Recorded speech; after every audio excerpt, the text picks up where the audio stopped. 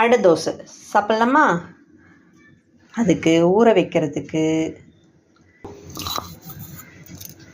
நான் இந்த கப்பால் டம்ளரால் குட்டி டம்ளரால் 1.5 கப் புழுங்கலரிசி 1 கப் பச்சரிசி தான் போட்டிருக்கேன். இது ரேஷன் அரிசி. ஸோ இந்த ரேஷியோவில் நான் போட்டிருக்கேன். நீங்கள் வேணும் அப்படின்னா இட்லி அரிசி கூட யூஸ் பண்ணிக்கலாம். ஸோ 1 சேர்ந்தா 2.5 கப்பு. எந்த கிளாஸாலேயோ கப்பாலேயோ எடுக்கிறீங்களோ அதே அளவு எல்லா மெஷர்மெண்ட்டும் எடுத்துக்கோங்க. இட்லி அரிசினா நீங்கள் 2.5 கப் போட்டுக்கோங்க. இதே கப்பால் தான் 1/2 கப் துவரம்பருப்பு, 1/2 கப் உளுத்தம்பருப்பு, 1/2 கப் கடலைப்பருப்பு, இஞ்சி ஒரு 2 இன்ச்சு இஞ்சி, கருவேப்பிலை கொஞ்சம், 1 ஸ்பூன் மிளகு, 1 ஸ்பூன் ஜீரகம், 5 காஞ்ச மிளகாய், பெருங்காயம். இப்போ நம்ம என்ன பண்ண போகிறோன்னா இந்த அரிசியை நல்லா களைஞ்சி ஊற வைக்க போகிறோம். இந்த அரிசி நல்லா களைஞ்சிட்டு இது கூடவே காஞ்ச மிளகாயும் போட்டு நீங்கள் ஊற வச்சுடுங்க. இது தனியாக ஊற வைக்கணும். பருப்பு வகைகளை தனியாக ஊற வைக்கணும். நம்ம அரைக்கிறச்சே கருவேப்பிலையும் இஞ்சியும் மிளகு ஜீரகமும் போட்டுக்கலாம். இப்போ மிளகாயும் அரிசியும் நம்ம ஊற வச்சுக்கலாம். நான் களைஞ்சி ஊற வச்சுருக்கேன். இப்போ அரிசியும் மிளகாவும் ஒன்றா போட்டுண்டாச்சு.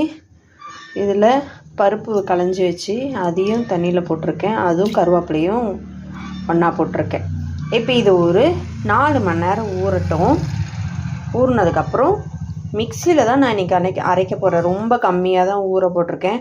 ஸோ மிக்சி ஜாரில் தான் அரைக்க போகிறேன். அரைக்கும்போது கொஞ்சம் கொரகொரப்பாக எடுத்து அரைச்சாதான் அடை வாக்கரைச்சே நல்லாவே இருக்கும், டேஸ்ட்டாக இருக்கும் சாப்பிடவும். அரிசி இப்போ நம்ம 4 மணி நேரம் ஊற வச்சாச்சு. இப்போ பாருங்கள், இந்த மிளகாயும் நல்லா தண்ணியிலே ஊறிடுச்சு. கையில் இப்படியே பிச்சாலே நல்லா பிக்கிறது பாருங்கள். இது இப்போ ரெடி ஆகிடுச்சு. அதே போல் பருப்பும் நன்னாவே ஊறிடுத்து. இப்போ நம்ம என்ன பண்ணுறோன்னா இந்த அரிசி மிளகாய் இது கூட நம்ம எடுத்து வச்சுருந்தோம் இல்லையா அந்த மிளகு சீரகம் இது எல்லாத்தையும் 4த்தையும் ஒன்றா ஒரு மிக்சர் ஜாரில் போட்டு அரைச்சிக்கலாம். அரிசி அரைக்கிறச்சே கொஞ்சம் நைஸாகவே அரைச்சிக்கோங்க. அதாவது நைஸ் ரவை பதமாக இருந்தால் போதும். அந்த அளவுக்கு பதத்தில் நீங்கள் அரைச்சி எடுத்துக்கலாம். இப்போ நான் அதை அரைச்சிண்டாச்சு. இந்த அளவுக்கு நைஸாக அரைப்பட்டுருச்சு. இது கூட நம்ம வச்சுருக்கோம் இல்லையா அந்த பருப்பும் கடலை பருப்பும் போட்டு அரைச்சிக்கலாம். சும்மா கொரகொரப்பாக தான் அரைக்கணும், ரொம்ப அரைக்கக்கூடாது. இந்த அளவுக்கு கொரகொரப்பாக எடுத்துக்கலாம். இப்போ நம்ம இதை ஒரு பாத்திரத்தில் ஊற்றிட்டு உப்பு போட்டு கரைச்சி வச்சுருவோம். மாவு அரைச்சி வழித்து வச்சுட்டேன். இப்போ இதுக்கு தேவையான அளவு பெருங்காயம் போட்டுக்கலாம்.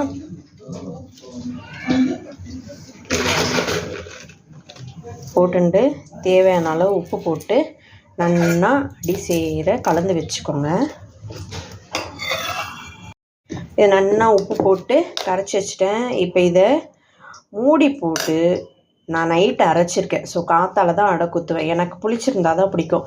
உங்களுக்கு புளிக்காமல் தான் நீங்கள் அடை சாப்பிடுவீங்கன்னா காற்றால அரைச்சிட்டு நைட் குத்திக்கோங்க. இப்போ இதை நம்ம புளிக்க வைக்க போகிறேன். மாவு புளிச்சிருது. இப்போ காலையிலேக்கு நான் ஊற்ற போகிறேன்.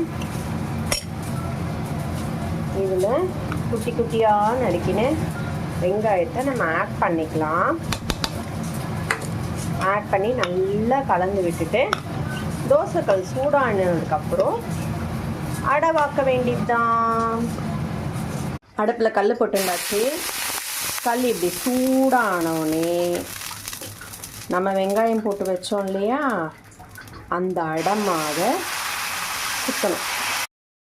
தோசை ஊற்றினதுக்கப்புறம் இந்த மாதிரி நடுவில் ஒரு ஓட்டையை போட்டுட்டு நடுவில் துளியூண்டு எண்ணெயும் சுற்றி துளியூண்டு எண்ணெயும் ஊற்றி 2 சைடு திருப்பி போட்டு வேக வச்சா நம்மளோட சுவையான மொறுமொறுன்னு அடை ரெடி ஆகிடும். இதை நீங்கள் ட்ரை பண்ணி பார்த்துட்டு எனக்கு கமெண்ட் பண்ணுங்கள். இந்த வீடியோ பிடிச்சிருந்தா லைக் பண்ணி ஷேர் பண்ணுங்கள். மறக்காமல் கீதா மாமி ரெசிபீஸ்க்கு சப்ஸ்கிரைப் பண்ணிவிடுங்க. தேங்க்ஸ் ஃபார் வாட்சிங்.